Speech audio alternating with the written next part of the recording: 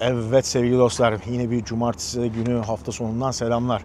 Geldim, sahildeyim. Şöyle güzel bir havanın altında dedim ki bir video çekeyim. Bak bisiklet de burada bu şekilde duruyor.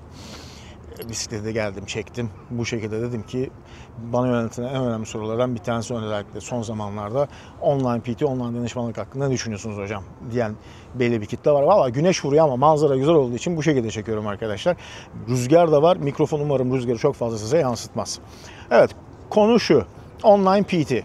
Valla işini hakkıyla yapanlara kesinlikle sözüm yok sevgili dostlar. Bir saniye, saat. Sözüm yok. Ama şurada şöyle bir gerçek var arkadaşlar. Sosyal medyada görmüş olduğunuz birçok öncesi ve sonrası büyük bölüm parayla satın alan, para karşılığında o resimleri oraya koyan veyahut da 1000 kişide 1 kişi, 1000 kişide 10 kişi, 3000 kişide 20 kişilik gibi kadroların içerisinde bulunan öncesi ve sonrası resimlerini görüyorsunuz. Ve bunların büyük bölümü arkadaşlar, analizlerini yaptığımız zaman birçok tecrübeli koç baktığı zaman abi diyorsun bunun postürü bozuk. Sırtta skalyoz var. Bakıyorsun eklem problemi olduğu eklem aralıklarından ve duruşundan belli. Adamda ciddi problemler mental olarak duruşundan, yüz ifadesinden, mimiklerinden belli. Yani ilaç kullandı mı kullanmadı mı sorusu zaten, bunu geçin, hepsinin tipine baktığınız zaman, yüz şekline, o depresif hallerini gördüğün zaman diyorsun ki zaten ilaç kullanmış olarak görüyorsun. Neyse. Demem o ki siz sosyal medyada görmüş olduğunuz birçok, özellikle öncesi ve sonrası, özellikle son günlerde gündem olan birçok kişide adamın sırtında inanılmaz bir skalyoz problemi var. Yağ oranı düşmüş. Abi inanılmaz bir fizik inşa etmiş. Şu adamın yaptığı işe bak filan diyenler var. Veyahut da bakıyorsun inanılmaz bir fizik ortaya koyduğunu söylüyor. Reklam üstüne reklam basıyorlar. Ve bu kişileri izlediğiniz zaman şunu görüyorsunuz. Omuz ağrı yerde, kol ağrı yerde. Yani daha şöyle söyleyeyim. Omuza bakıyorsunuz, omuz hacmiyle biceps hacmi, triceps hacmi tutmuyor. Triceps, biceps oradaki oran orantı yok. Bakıyorsun göğüsle üst bölge oran orantısı yok. Adama bakıyorsun, iskelet kas sisteminden tut, iskelet sistemine bakıyorsun, anatomik yapısına bakıyorsun adamın. Adamın duruşunda, yürüyüşünde problem var. Yürüyüşünde ve duruşunda problem olan bir adamı düzeltemeyen bir adam sadece şunu yapıyor: diyetle önündeki adamın yağ oranını düşürerek size bir esasında PR çalışması yapıyor. Çünkü büyük bölümünüz şuna bakıyorsunuz. Kısa vadede ciddi anlamda 90 kilodaki bir adam 60 kiloya düştüğü zaman veyahut da 120 kilodaki bir adam işte ortalamaya baktığı zaman 90 kiloya, 80 kiloya düştüğü zaman diyorsun ki vay amına koyayım ya, adam nasıl iş yapmış ya diyorsunuz. Ama şöyle söyleyeyim size, geneli çöp arkadaşlar. Ya olay burada zayıflamak değil. Olay burada kilo verdirmek de değil. Olay burada o fiziği, o anatomik yapıyı düzgün inşa etmek. Yani siz bir şey inşa ederken, bir şey yaparken düzgün bir şekilde ele almanız gerekiyor. Arada bundan beraber de bir PR çalışması yapıyorlar. Adamın sırta bakıyorsun, sırt öküz gibi, göğüse bakıyorsun, göğüs yok. Göğüs öküz gibi, sırta bakıyorsun, sırt yok. Yani vücutta genel itibariyle bir proporsiyon bozukluğu oluyor. Bu da sizde ne gibi bir sorun yaşatıyor onu söyleyeyim ben size. Yatağa uzandığın zaman sırt ağrıları, göğüs kafesinde gerginlikler, aynı zamanda göğüs kafesinde sıkışmalar, diğer türlü kasıklarda ağrılar, kalçadaki sıkıştırmalar, bununla beraber anlık olarak vücudundaki özellikle bacak kısmında ve eklemlerdeki titremeler, bununla beraber günlük yaşantındaki o olumsuzluklar, stres, o inanılmaz yükten, inanılmaz stresten kaynaklı, ağırlık çalışmalarına kaynaklı depresif ve depresyon halleri. Yani büyük bir bölümünüzün esasında maruz kaldığı şeyler bunlar. Hayatınızda büyük bir bölümünüz esasında spor yapmak yerine, kendinizi esasında geliştirmek, sağlıklı yaşam yerine kendinize büyük bir eziyette bulunuyorsunuz. Yani esasında iyilik kazanmak yerine kötülük kazanıyorsunuz. Bunun tabii bir diğer yandan da sosyal medyada görmüş olduğunuz bir de şöyle bir algı var. Adam ilacı basmış. Daha sonra ilacı basmış demeyeyim de genel itibariyle zaten hemen hemen herkes artık ilaç kullanıyor. Apayrı bir konu. Çünkü inanılmaz alevlenişmiş bir durumda. Yani kargoyu veriyorsun, kapıda ödemeni alıyorsun, yani bu noktaya gelmiş durumda. Ve bu noktadan baktığında adam diyor ki natural olarak bak ben bu fiziği inşa ettim diyor. Ya güzel kardeşim, yani ve siz buna da inanıyorsunuz, o da apayrı bir konu. Buna da diyecek bir söz bulamıyorum.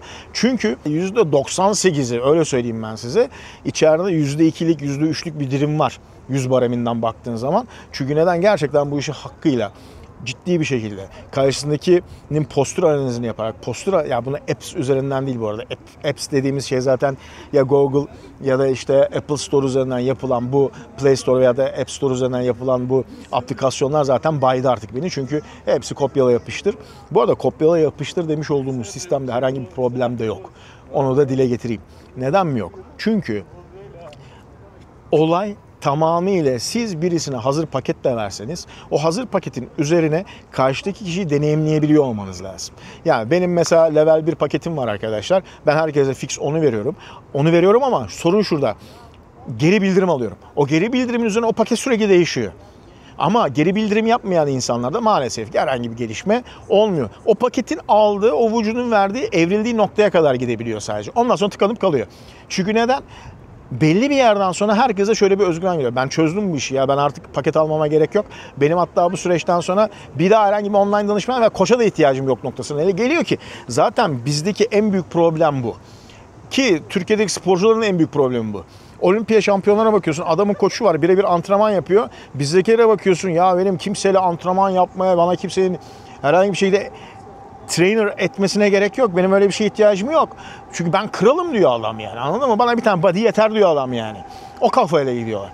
Ama maalesef ki bu iş öyle bir iş değil arkadaşlar. Çünkü bu işin sonunda sizin o inşa etmiş iş olduğunuz fizik, Türkiye'nin en iyisi de olsanız, podyum düzeyinden bahsediyorum, veya en iyi kariyere sahip olabilecek olarak gözükseniz, maalesef ki yapmış olduğunuz idmanın sonucunda sizi hem anatomi bilgisiyle, hem fizyoloji bilgisiyle, hem de o kas anatomi bilgisiyle sizi belli bir evreye taşıyacak, seni bir şekilde idman proporsiyonunu iyi bir şekilde tasarlayacak bir insanın götüreceği yönle, senin kendi mental hafızanla, kendi araştırmalarına, duyduğun ve yapmayı düşündüğün hareket kombinasyonlarına senin gideceğin yolun tıkanıklığı farklı bir nokta arkadaşlar.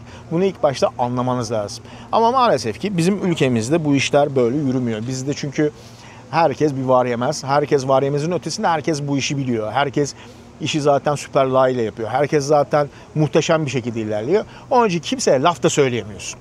Eleştirdiğin zaman da hatersın oluyorsun ya da o adamı sevmiyor oluyorsun. Veyahut da Türk insanından nefret ediyor oluyorsun. Ama maalesef ki bu bir gerçek arkadaşlar. Bu işte birebir trainerlık çok farklı bir nokta. Online PT çok farklı bir nokta. Online PT'de özellikle sürekli feedback alabildiğiniz bir antrenörünüz varsa online içerisinde zaten çok şanslısınız. Bu apayrı bir nokta. Ama feedback alamayıp aplikasyonların üzerinden gidip 3 gün, 4 gün veya 24 saat içerisinde zorla ulaştığınız bir antrenörünüz varsa zaten o noktalardan uzak durmanızı size tavsiye ederim. Ve bunları da kesinlikle tavsiye etmiyorum. O da apayrı bir nokta. Çünkü bu bir koçluk değil. Bu sadece bir ticarethane. Burada sizin herhangi bir şekilde WhatsApp ya da buna benzer Telegram, bu noktalardan birebir de kişiye, hocanıza, danışmanlık almış olduğunuz kişiye ulaşabiliyor, ona danışabiliyor. Yapmış olduğunuz hareketleri, açılarını veyahut da koçunuz size yazmış olduğu temeldeki o programları böyle sabit bir video üzerinden değil. Çünkü sabit video üzerinden bir de böyle şeyler var. İşte ben aplikasyonumun üzerinden o hareketi nasıl yapacağını gösterdim. Abi adamın ama kası uzun. Ama iskelet sistemi işte senin kolun gibi değil ya da kısa. İşte tendon yapısı farklı. Ama senin işte mesela tip 1, tip 2 çok farklı gelişirken adamın tip 1, tip 2 kas lifleri daha farklı gelişiyor filan. Yani nasıl o hareketle o hareket birbirini tutabilir? Yani sen bir şeyi indir kaldırla geliştirirken adam o şekilde gelişmiyor. Yani negatifini yaparken senin farklı bir açıda yaparken onun daha farklı bir açıda yapması gerekiyor gibi. Yani idman bilimi hani uçtu mu havaya, nereye gitti bu işler? Yani bilmem anlatabiliyor muyum arkadaşlar? Onun için sabit video rutinleri de bu iş olmaz. Bana öğrencilerim arkadaşlar direkt olarak ben özellikle bütün öğrencilerime söylüyorum. Özellikle WhatsApp destek paketi alanlara diyorum ki bana idmanları çekip bazıları göndermem diyor. Bazıları vaktim yok diyor. Bazıları işte hocam çok zoruma geliyor diyor. Bazıları bir gönderi 2 gönderi bir daha göndermiyor. Ama gönderenlere direkt şöyle diyorum. Bak şu atıcı yapacaksın. Kolun şu açıda duracak. Bu şekilde indireceksin. Bu şekilde sen kaldıracaksın. Diğer başka bir kişi söylüyor. Diyorum ki bak senin yapman gereken açı ve şekil bu. Duruşunda bu şekilde olmalı. diye açıklıyorum. Veyahut İstanbul'daysa muhakkak yanıma çağırıyorum ki bunu bütün öğrencilerim bilir zaten. O da apayrı bir nokta. İstanbul'daysa muhakkak yanıma gelir, benimle beraber bir idman yapar. O idman içerisinde zaten kişiye hangi açıda postürüne göre, iskelet sistemine göre, kas yapısına göre, tendon yapısına göre zaten ben ona söylüyorum. Ya bunu da bütün öğrencilerim şahittir şimdiye kadar benden eğitim alan.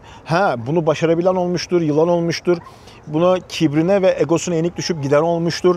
Bunun hakkında atıp tutan olmuştur vesaire vesaire. Bunlar bitmez zaten ama bunu herkes, benden eğitim alan herkes bilir arkadaşlar. Benim yanıma gelen gelir, kendisi çok kral idman yaptığını düşünür, doğru yaptığını düşünür, gelir benimle doğrusunu görür, fiziğine göre doğrusunu görür, anatomik yapısına göre, kas yapısına göre doğrusunu öğrenir. Sonra o işine gelmez ve kendi kafasında ya ben bu işi öyle yapmayacağım ama bu şekilde yapacağım. Çünkü o şekilde çok zoruna gelir. Çünkü adele yapısı çok zorlanır, iskelet yapısı çok zorlanır.